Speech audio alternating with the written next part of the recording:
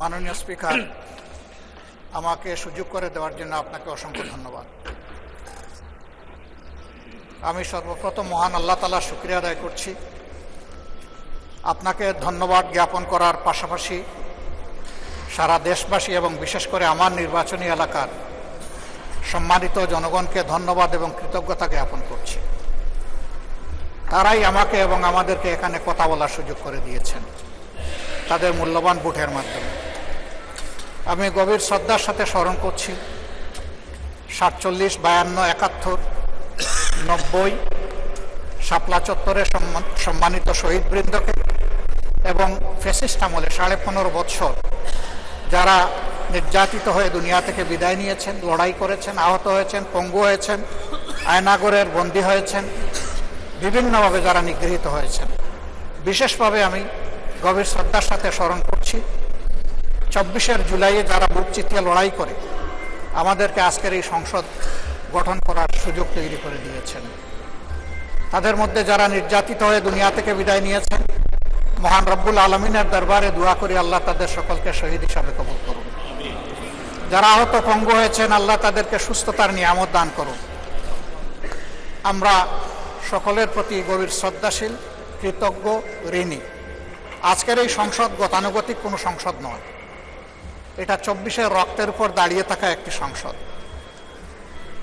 আজকে আপনি এই মহান সংসদের স্পিকার বা অভিভাবক নির্বাচিত হয়েছেন এবং আপনার সাথে ডেপুটি স্পিকার হিসেবে জনাব কায়সার কামাল সাহেব নির্বাচিত হয়েছেন।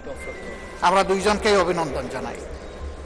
মাননীয় স্পিকার, বাংলাদেশের স্বাধীনতার পরপর 55টি বৎসর আমরা অতিক্রম করে এসেছি। এই দেশের সংসদ এবং সংসদীয় রাজনীতি সত্যিকার অর্থে খুব কম সময়ে কার্যকর ছিল। অল্প যেটুকু সময় ছিল জনগণ তার সুবিধা পেয়েছে। বেশিরভাগ সময় ফ্যাসিজমের কবলে পড়ে এই সংসদ ছিল অনেকটা দামি সংসদ, অকার্যকর। এবং আপনি যে বিরল সম্মানে আজকে ভূষিত হয়েছেন, এই জায়গায় অভিভাবকত্বের দায়িত্ব যারা পালন করেছেন অতীতে, তারা নিজের উপর, সংসদের উপর, দেশবাসীর উপর, গণতন্ত্রের উপর, মানুষের অধিকারের উপর তারা সুবিচার অনেকেই করতে পারেননি। আমরা আশা করি আপনার এই অভিভাবকত্বের জায়গা থেকে, আপনি যদিও একটা দল থেকে নির্বাচিত হয়ে সংসদে এসেছেন, কিন্তু ইতিমধ্যেই আপনি ঘোষণা দিয়েছেন যে আপনি জাতীয়তাবাদী দলের স্থায়ী কমিটির সদস্য পদ থেকে পদত্যাগ করেছেন। এখন আপনি সকলে, আমরা মনে করি আপনার কাছে সরকারি দল এবং বিরোধী দল আলাদা কিছু হবে না। আপনার কাছে আমরা সুবিচার পাব, জাতির কল্যাণে যে কথাগুলো বলতে চাইব সেই কথাগুলো বলার সুযোগ আপনার কাছ থেকে পাব। আপনার নেতৃত্বে এটি একটি গতিশীল সংসদ হবে, এটা আমরা আশা করতে চাই। আমরা আশা করতে চাই অতীতে যে মন্দ নজির সৃষ্টি হয়েছে বিভিন্ন সময়, এটি নতুন করে আর হবে না। আজকের এই সংসদে অনেক তরুণ সদস্য এখানে আজকে এসেছেন। আমিও বয়সে একটু বেশি হলেও আমিও তরুণ। আমার জীবনে এটা প্রথম এই সংসদে ঢুকল, সুতরাং আমিও তরুণদের একজন। সেই তরুণরা যারা এখানে প্রাজ্ঞ আছেন, অতীতে যারা এই মহান সংসদের সদস্য বারবার নির্বাচিত হয়েছেন, তাদের কাছ থেকে আমরা ভালো কিছু শিখব। আমরা অতীতের সংসদগুলোতে দেখেছি এখানে দেশের মানুষের কল্যাণ বিবেচনায় আলোচনা না হয়ে মানুষের চরিত্র হননের জন্য এখানে বিপুল সময় ব্যয় করা হয়েছে। আমি আপনাকে বিনীতভাবে অনুরোধ করব, এই সংসদ যেন কারো চরিত্র হননের কেন্দ্রে পরিণত না হয়। আপনার কাছ থেকে কেউ সামান্যতম সুযোগও যেন এই ব্যাপারে না পায়। আমরা চাই এই সংসদ শুধুমাত্র জনকল্যাণে প্রতিষ্ঠিত হবে এবং পরিচালিত হবে। আমি আস্থাশীল, গভীর আস্থাশীল, আপনি একজন লড়াকু মুক্তিযোদ্ধা, আপনি পারবেন ইনশাআল্লাহ এই সংসদকে সফলভাবে নেতৃত্ব দিতে। আমরা আপনার সঙ্গত প্রত্যেকটি বিষয়ে কথা দিচ্ছি, আমরা আপনাকে সমর্থন দিব, সহযোগিতা দিব, আপনার জন্য দোয়া করব। আমরা আপনার কাছ থেকে শুধু ইনসাফ আশা করব।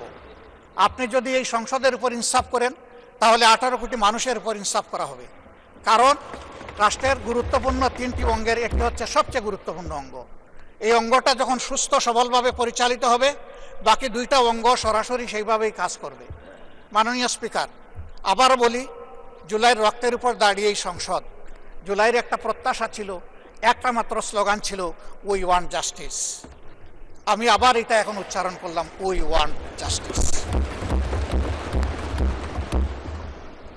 আপনার মাধ্যমে সমাজের সকল অসঙ্গতি, অন্যায়, অপরাধ, দুর্বৃত্তপনা, এটা রাজনৈতিক হোক, অর্থনৈতিক হোক, সাংস্কৃতিক হোক, এই সবগুলার অবসান ঘটবে এই সংসদকে কেন্দ্র করে, এই প্রত্যাশা ব্যক্ত করে আমি আপনার সুস্বাস্থ্য, দীর্ঘ হায়াত কামনা করছি এবং সফল নেতৃত্ব আমি কামনা করছি, যে আপনি অভিভাবক হিসাবে ইনশাআল্লাহ সফলভাবেই নেতৃত্ব দিবেন।